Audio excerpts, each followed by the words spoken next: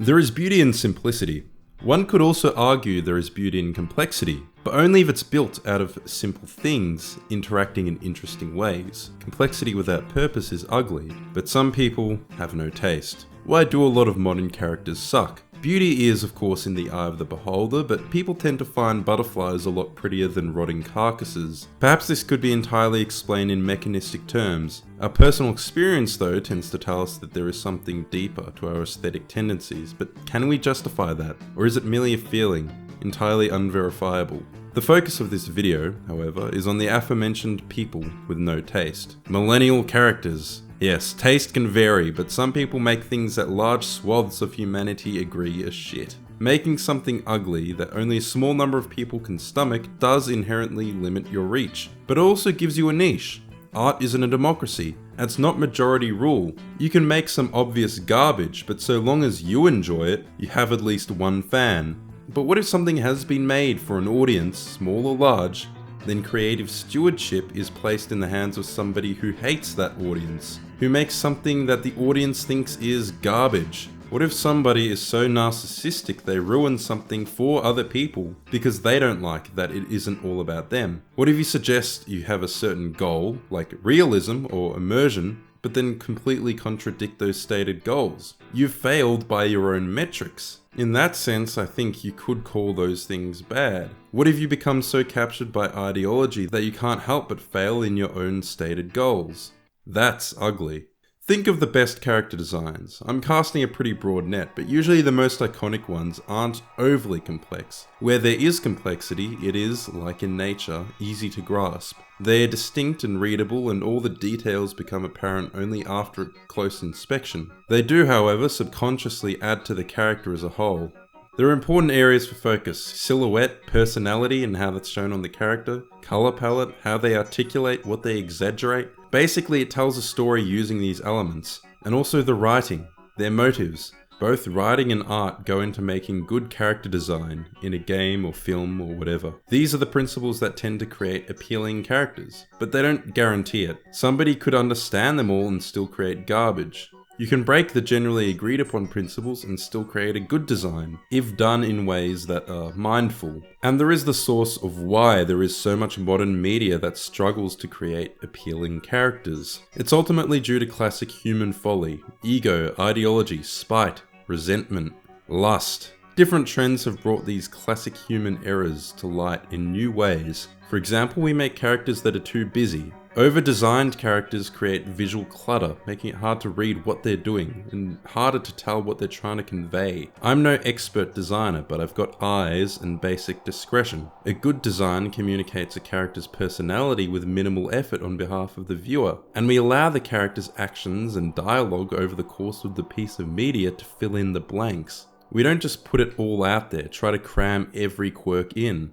The Clone High reboot is one such example. Visual designs were criticized by some online. Compare the new characters with the old. It's pretty easy upon further inspection to tell the difference. The new characters were given unnecessary details that kind of fight against each other, where none stand out. Compare this to the charm and simplicity of the originals. The silhouettes, the color palette, there's too much happening. This, in my opinion, is because of the folly of ego. I think people try to cram too many of their own ideas into the characters they make. Editing is one of the hardest parts of any creative endeavor, because it means cutting things you are connected to. Things you poured your heart into and devoted a significant amount of time into just for it all to go into the rubbish bin. Over-design can be a symptom of creators attempting to be different or unique, which backfires when characters instead become less memorable and harder for audiences to relate to. I think the phrase main character syndrome has some relevance here. There is a fairly notable strain of artists, especially artists in this age, obsessed with identity, their own expression. To be fair, this is what they were taught. It's the orthodoxy, I think, in art circles, in art schools. Art is about sharing your inner world. The advice that people often get in writing schools is write what you know. This is a consequence of that belief. Now, it's not necessarily bad advice by any means, but dogma often presents problems when adhered to too rigidly, especially in art. There are other views. Art is an expression of timeless archetypes, or art is for moral instruction, or for political education. To be fair, for most people, it's probably a mishmash of various learned beliefs rather than a rigid worldview. That is to say, it isn't a zero-sum game. Most artists will incorporate multiple of those views, likely. Self-expression, archetypes, political education, all of that. I think the widely publicized examples of self-inserts in comics and slop culture certainly falls into this category as well. Also, it's partly ego. They see art as self-indulgence, self-expression. They might talk about representation, but it often means, why can't art represent me? Rather than, why can't art represent radically different viewpoints that some might claim. Others see art as a service, something they do for others. This is reflected in their views towards fans. Some people despise their fans because their creation is kind of taken out of their hands. It is no longer theirs, it belongs now to the public. Others are delighted by the idea of their stories and characters gaining a new life of their own in the public consciousness, even if it means they cede control. I have noted that people who built their own thing from the ground up tend to be more appreciative of fans, even if they don't always see eye to eye. This is as opposed to people who take over a property with an existing fan base who they see as a hindrance to their own vision. It's often said art requires empathy. You need to be empathetic to be a good artist, and I think that is so demonstrably untrue. Just look at the numerous examples of famous artists in any medium who are absolute pricks. If anything, great artists are more likely to be arseholes because of their singular obsession with their given art form. There are countless stories of extremely dedicated artists outright bullying their underlings for not keeping up with their pursuit of perfection. There's a kind of loosely defined clique that dominates a lot of modern slop culture. Trends come and go, and creators of the past inspire creators of today. If the creator of the past sees a lot of creators of today following their lead, they may well have a tendency to indulge in it. So it was for millennial writing. It's not that everyone who wrote like that is a millennial, rather that the style is so closely linked to what the millennial generation likes. How millennials talk, the millennial cultural customs, and the millennial level of cringe. It's not just about millennials themselves, but the people and things popular with millennials. This specific culture is mostly concentrated on places like Tumblr. There are deeper cores to it, like DeviantArt, Wattpad, Fur affinity communities, whatever, which, while more hidden and less popular, had an indelible mark on this clique and the culture. Not that later generations don't use those sites, but they came into prominence among the millennial generation.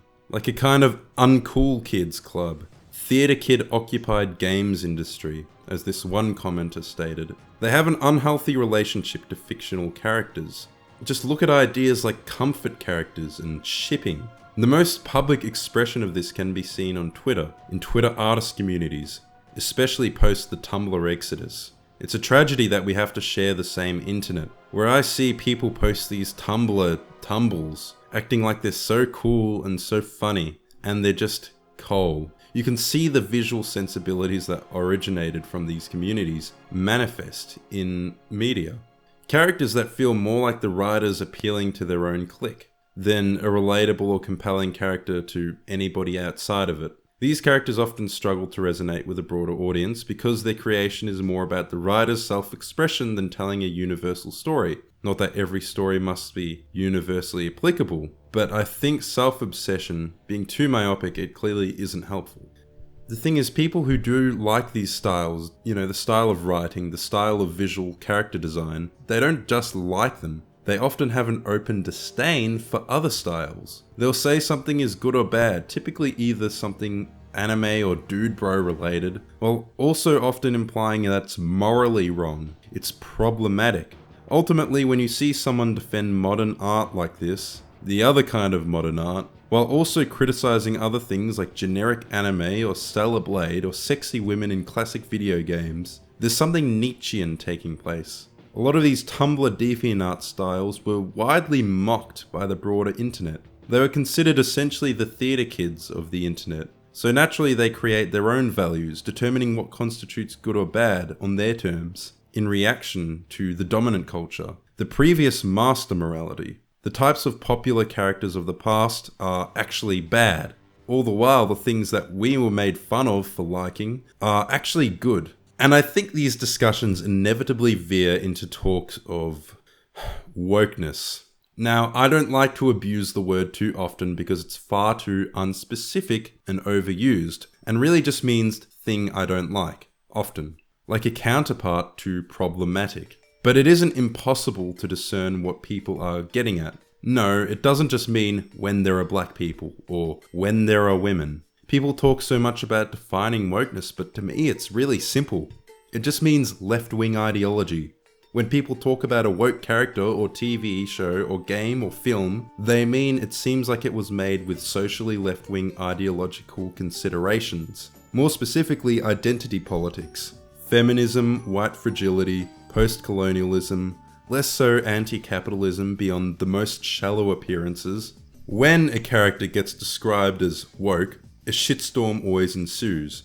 Like Aloy from Horizon Zero Dawn. That one guy made that bait, one of the best ever. Woke Aloy versus AI-generated Aloy from a Colgate commercial. And it blew up. Now, there was supposedly an interview from several years ago about how they had deliberately strayed from the scanned face model by adding weight to Aloy's face, making her appear more quote-unquote robust.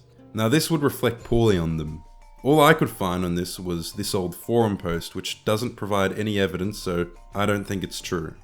Just something Chuddy dreamt up one day to slander the most organically popular game of all time. Although personally I do feel the in-game model looks quite different from the real-life model they used, though you can't really demonstrate this was deliberate. They do talk about de-objectifying the character in some interviews, indicating that it was at least a concern. However, another controversial character, Abby from The Last of Us 2, is another example, and it's one I think is more egregious. The body was scanned from a real-life female bodybuilder using the face of a different actress. I think this was to show a diversity of body types. Creating this muscly female character stems from the idea of de-objectification of female characters, in conjunction with representation, representing different body types. Because of course, muscle-bound freak is a role usually reserved for men. However, I think it makes little sense in the post-apocalyptic setting. Society has collapsed, including the food supply.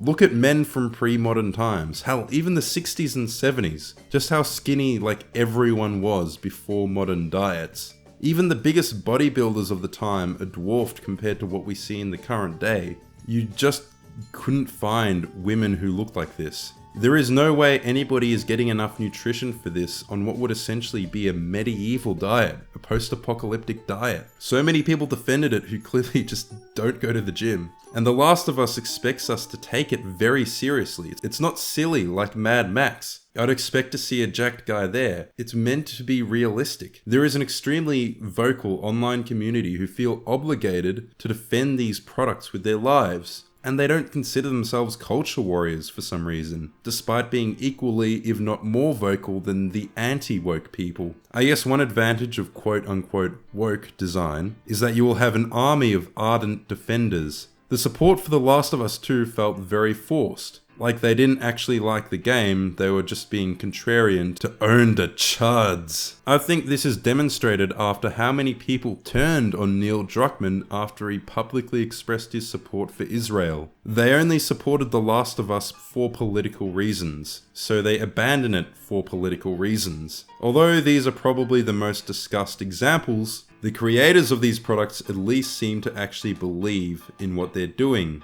These seem to be their genuine social beliefs, with Horizon and with The Last of Us. For most of AAA though, that just isn't true. It's no secret now that ideologically interested groups are trying to shape all forms of media to conform to their own ideology, and this is to the detriment of the art. And it's not just a small vocal minority, it's special interest groups and companies whose sole directive is reshaping the industry according to their ideological standards. It's investment firms as well, like BlackRock, imposing ESG scores. It isn't just some conspiracy theory. Sweet Baby Inc. had this one clip, obviously, essentially blackmailing developers to try and sell their service. Put this stuff up to your higher-ups, and if they don't see the value in what you're asking for when you ask for consultants, when you ask for research, go have a coffee with your marketing team and just terrify them with the possibility of what's going to happen if they don't give you what you want. These things are demonstrably happening, and it happens very much in conjunction with the clique I mentioned earlier. It's real, and it's affecting everything you consume. It's just up to you whether you think it's good that suits impose their ideological will on the art you enjoy, just so long as they agree with you. This difference is especially stark when you compare AAA to indie games. In indie games, they really do just reflect what people actually think in real life. You do see quote-unquote woke things, but it'll be, things people actually believe in. So it'll be some random obscure internet ideology for teenagers. Or it'll be people saying, I don't give a crap about your cancel culture bullshit, and completely disregarding ideological concerns. Or just be people ranting. It'll be patch notes shitting on mask wearers. Basically, they share the range of opinions people actually have in real life, including insane ones. In AAA though, it's clearly forced, it's unsubtle. You can tell. The characters look like the characters in those extra credits videos,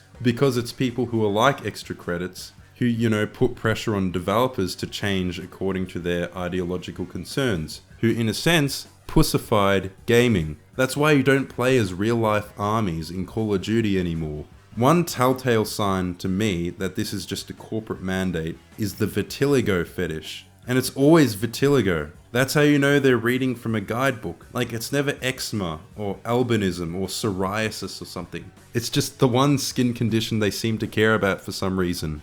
The recent game Concord is a great example of some of the recent trends in character design. I think the biggest issue that has people worked up is that people subconsciously detect the Tumblr art direction. That, I think, is actually what most likely gets people to label it as woke. The Twitter artist style. It's like a hero shooter where it's just theater kids fighting each other. Click, so on and so forth. Plus all the generic additions, pronouns, flags, and then it hit me. Look at the gameplay. It's every generic trend that's dictated by cold market analysis and corporate leadership all bundled into one. Aim down sights, hero shooter, sprint, pronouns and all that is just another one of those. It's just another thing that AAA developers throw in that's kind of a sign that something's soulless. People will sometimes say X thing sucks, but it wasn't because of wokeness, it was because microtransactions and soulless AAA bullshit. But have you ever noticed how often those things go hand in hand? You often hear the line, you would complain about this character if it came out nowadays, from these culture warriors. Now, I don't think that's true, because this wasn't happening back then. There was no financial incentive like there is today. Character descriptions did not look like a Twitter artist's bio. We didn't have ESG scores back then. We didn't have woke consulting firms. Yes, there were things pushing a social agenda. There were things suggesting certain ideas. But there is a substantial difference between now and then, and you cannot gaslight about that. Why is this bad though? Do game characters have to be sexy and perfect? No, I don't need it in the games I play, but in my opinion, they should be allowed to be, and not just in a way that certain people think it should be. The issue ultimately is that it limits creativity. Things are being changed in accordance to some mandate from above. When people are made to create things they don't really believe in, of course it's going to turn out awful. And the censoring of sexy characters in accordance with similar ethical mandates. This is something which is documented. We have evidence, things like de-objectification guides. It is mandated from above, the reasoning being that objectification has a shown link to real-life objectification. And the thing is, personally, I'm not a fan of fan service. I don't need it in games, and it turns me off things like anime. It's not to my personal taste, but I recognize that people have the right to enjoy these things, and I'm not entitled to take that away. Plus, I disagree with the reasons for doing so. Why are sexy characters bad? Well, because they lead to objectification of women in real life. What does that do? It reinforces socially constructed attitudes regarding women. Like, consider, why do men commit more crimes against women than vice versa? It's not biological because biological essentialism is false. Gender is socially constructed. So it's because men are socialized to be violent. Therefore, it's our culture which causes violence against women. That's called the patriarchy. Ergo, we must examine how our culture and media perpetuates these violent attitudes like rape myth acceptance and victim blaming. Therefore, sexy women in games cause real-life violence against women. A causal chain. and our culture is rife with depictions of women through the male gaze. Also, it leads women to objectify themselves, again perpetuating this whole system of violence. One issue though, the evidence for this isn't really very strong. There are quite a few studies on this, and I saw no strong takeaway. Some do support the idea that stereotypical depictions do affect real-life attitudes, while other studies completely contradict the idea. I'm only going to briefly summarize these studies, so if you want further info, I'm going to link them. There was one published by the Journal of New Media and Society in 2022, testing 200 participants. They played Gmod and Fallout for the first 2 parts, checking whether people felt more sexist, killing Alex versus killing Barney. They also had another group split between GTA 4 and Tomb Raider for the 3rd part of the study, testing whether or not player agency affected attitudes. Basically, no significant findings. Didn't matter how sexualized the characters were, no effect on attitudes. Shortcomings of the study include the small sample size of 200 and short exposure time, so it's only testing short-term effects. Conversely, a French study from 2017 claimed that video game exposure and religiosity were both related to sexism. A study from the Journal of Criminal Behavior and Mental Health from 2020 showed that those who consumed more sexualized video game content were, in fact, less sexist and had greater empathy for rape victims. A 2018 study from the Journal of Experimental Social Psychology found no evidence that women objectify themselves when playing with a sexualized avatar in The Sims. Opposing all those is a meta-analysis of 22 studies, 2 of which directly relate to video games. It's conducted by the Journal of Cyberpsychology, Behavior and Social Networking,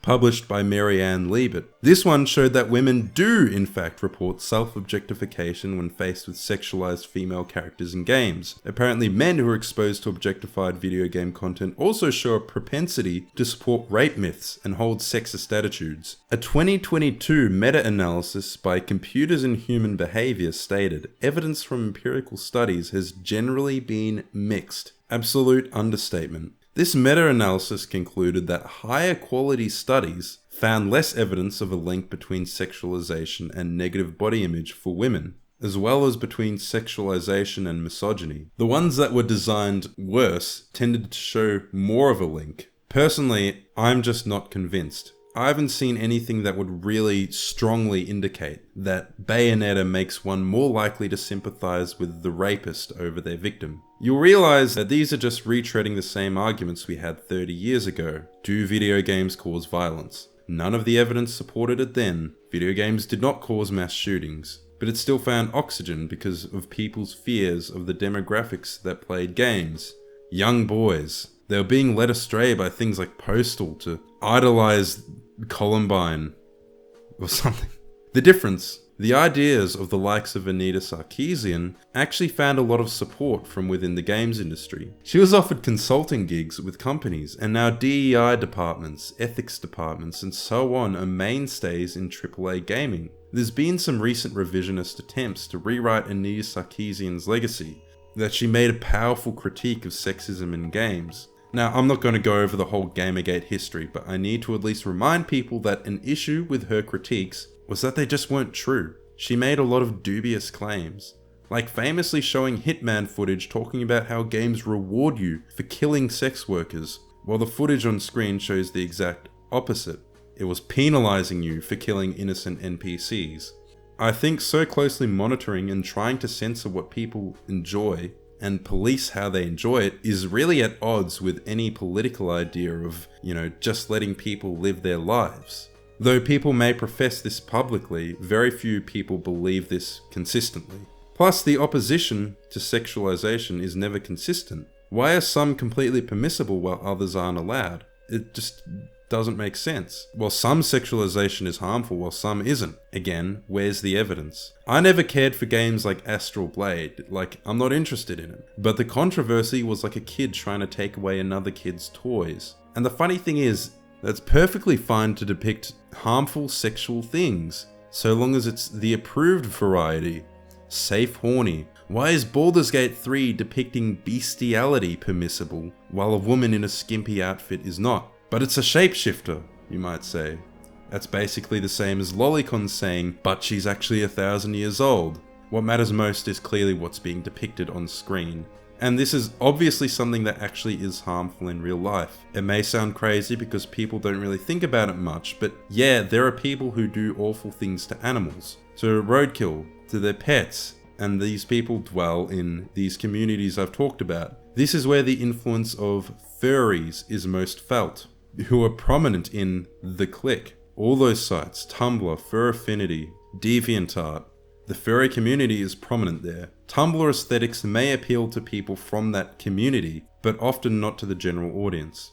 And you can see the influence of furries in more recent media.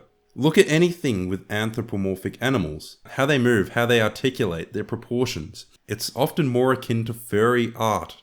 Look at the way this big fat dragon rubs his belly in the Spyro remake. It's just like a vor animation, and you will not tell me otherwise. This is the type of shit Pyrocynical would watch. People did not draw things like this before there was a huge community of people attracted to anthropomorphic animals on the internet. It's subtle, but when you realize it, it becomes obvious. So, they've ruined anthropomorphic animal characters. Back in the day, you could tell these anthropomorphic animals in cartoons and stuff weren't made by people who were sexually aroused by them. At least, usually not. In fact, the military used to do tests of how messed up people were mentally by whether or not they found Bugs Bunny in a dress attractive. But naturally, furries congregated around these films, games, characters that featured these anthropomorphic animals. And furries have ruined some projects before, like Fallout: The Frontier, who had some creepy furry on the team who ruined it for the entire team.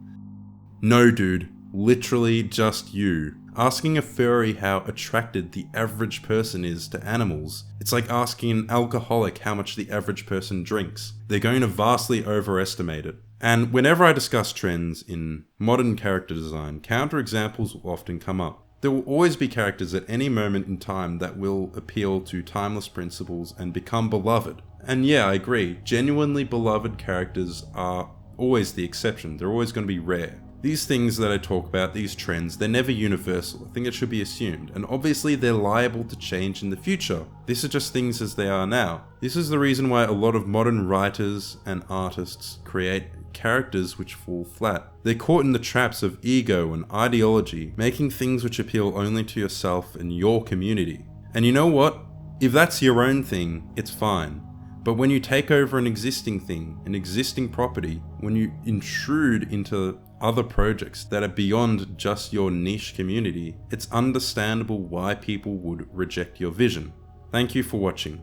Please like and subscribe. Let me know your thoughts in the comments below. See you next time. She was offered consulting gigs.